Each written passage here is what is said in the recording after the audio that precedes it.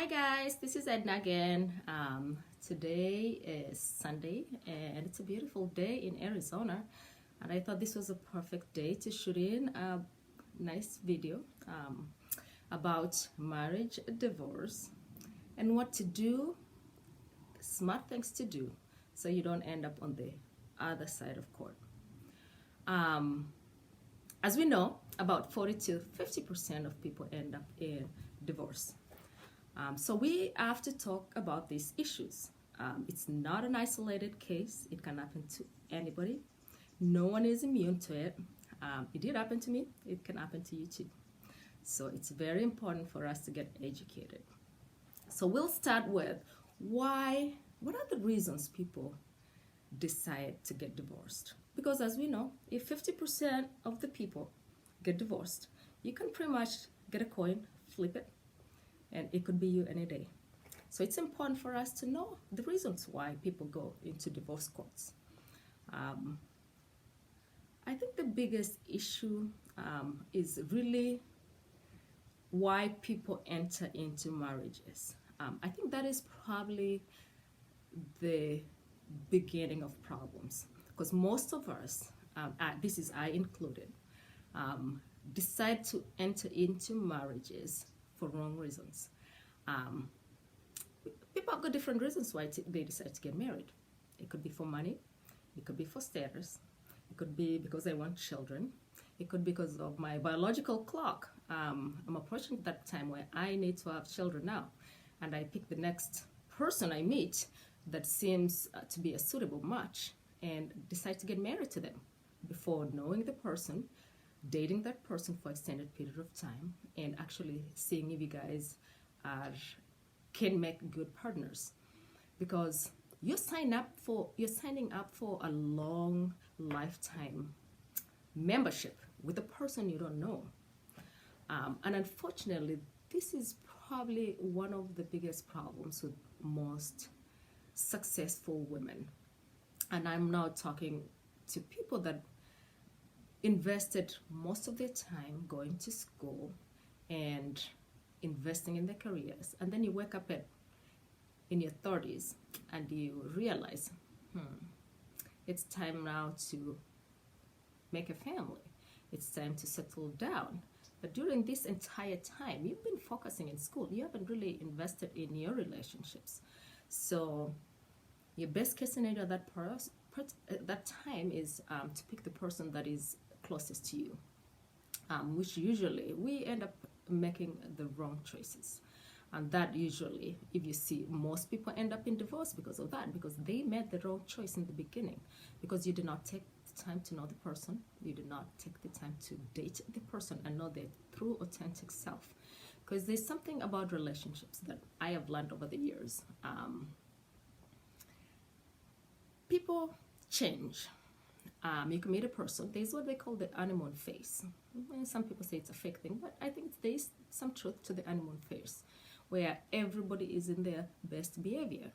And during that phase of a relationship, people put the best foot forward. I'm in my best character. I want you to see me as the best person possible for marriage. I want you to see me as you're at your best self. And this is before you're comfortable and you start showing the unpleasant self, which usually comes really when you feel that you're secured in a relationship and you've got this person. So you're going to be kind of loosening your guards down a little bit, and that is when you actually start seeing the true person.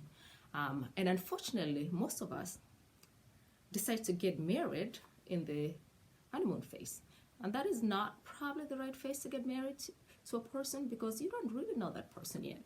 So anyhow, so let's move on. That is just my little rant about why people get married. I personally, from my own personal experience, that it's really making the wrong choices in the beginning, and now over the time, if you are, let's say you met somebody for a short time, you just finished your career, you're in your mid-30s, you meet a person, you decide, okay, I am ready to have some children in the next 2-3 years. You meet a person, you decide to get married to them, and you have children. A year later, when the honeymoon phase is over, they say honeymoon phase takes about 6 to 12 months. A year later, when the honeymoon phase is over, you're pregnant, and you realize the person you married is not the actual person that you thought they are. They haven't changed. They're now showing their true self.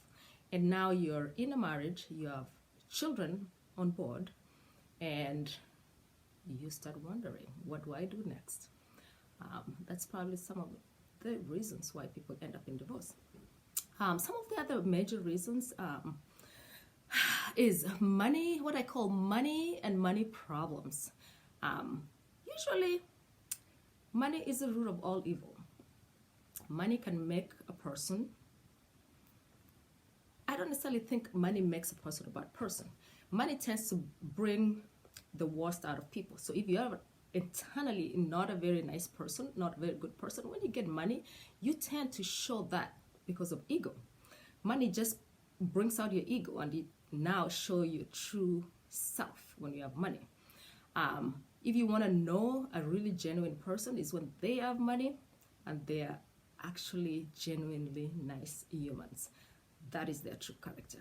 So usually when you get into these problems when people are starting to make a lot more money, you're in a relationship, maybe one of the partners is kind of advancing their careers, they're making more money, and they start, showing signs of abuse and stuff. It's usually just because internally they weren't a nice person to begin with. This money has just enabled them, has given them a stepping stone to show their true character. So don't be surprised by that. Also, on the other flip side, if you don't have money and you're struggling financially, it can put a lot of strain in a relationship. So that's why I say money and money problems is some of the reasons why people get divorced. We also have an issue where, and this is a generational thing, because I can see the difference between our parents' generation and our generation. This is a generation where, and this is going to be a little bit of a jab to the men, I just hope you kind of take some lessons out of it, because this is when I talk to women, this is the reason why women decide to get out of relationship that would have potentially been a married relationship, or they get out of marriages when they feel like they are the mother, the breadwinner, the caretaker, the everything in the house. They don't have any support of the man. And when I say support, you don't necessarily have to be the person that is making the most amount of money. But you have to be able to emotionally support your spouse. You have to be able to be the leader of the house as a man. If you're not leading the house and just kind of playing along or letting the woman lead the house, some women probably like to lead, but for the most part, you get tired after a while. So just keep that in mind, especially when you start choosing to marry a very strong-minded woman.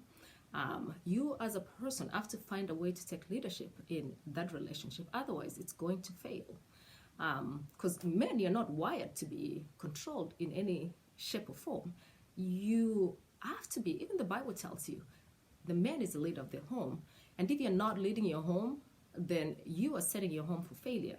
So just kind of keep that in mind. Some of the reasons that to me is more of a sensitive topic, because I feel like if there's anything that will justify somebody getting divorced, it is this reason: domestic violence. And of course, domestic violence takes several forms. I think the big thing, especially when you live in first world countries like the United States, emotional abuse is one of the really big ones. Because somebody cannot, it's not like when you're in Kenya and there's a lot of physical abuse, because men are allowed to do that. It's just a culture where men are more domineering and they're bound to be physically aggressive and show their anger through aggression. When you're in a country where there is rules and order and you know you're going to jail, usually most men resort to emotional abuse. And I'm not just saying men, this also goes to women. The spouse that is the aggressor tends to choose emotional abuse. So the research has shown that a lot of abuse that do happen in a relationship is more mental abuse. And usually this leads to a lot of mental health issues. You see a lot of women on antidepressants, anti-anxiety, insomnia medicine because they're not sleeping at night, and just toxic environment.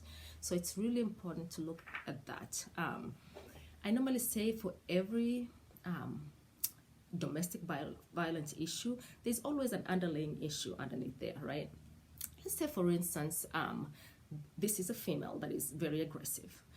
Why I usually think for myself, what is the reason that that person is aggressive? Is it their child upbringing?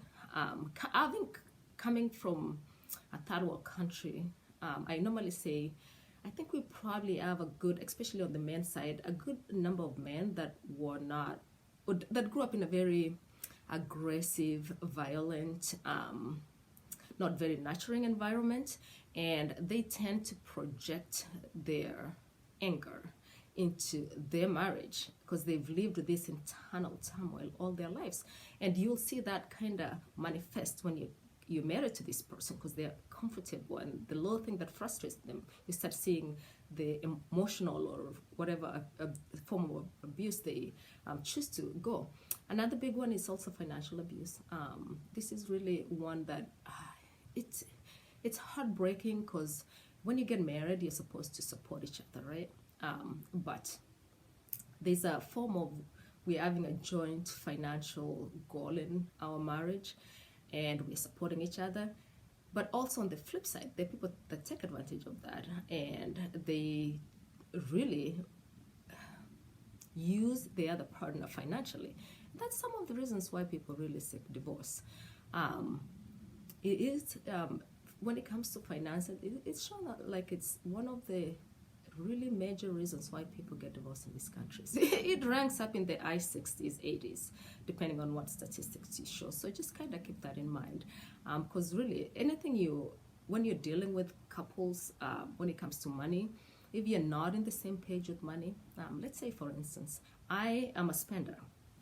I like to go on shopping spree, and my spouse is somebody that likes to save, Dave Ramsey, Nazi, or that sounds like a really bad word, but somebody that is financially steward, that is good with their money, and you have a spender. Those people don't really merge well together, and eventually there is going to be a problem in that marriage. So just kind of keep that in mind. Make sure you're on the same page when it comes to finances, and of course some of the other more minor things that we don't see as much in this country is physical violence, really mainly in Kenya.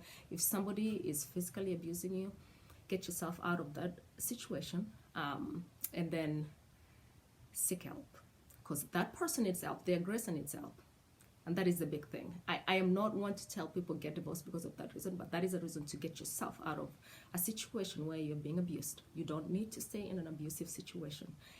Have that person seek help. In my case, I told my spouse, I will get you out of my house until you seek help. And if they choose to seek help, that's on them. If they choose to file for divorce, that is on them. You made that their choice, not yours.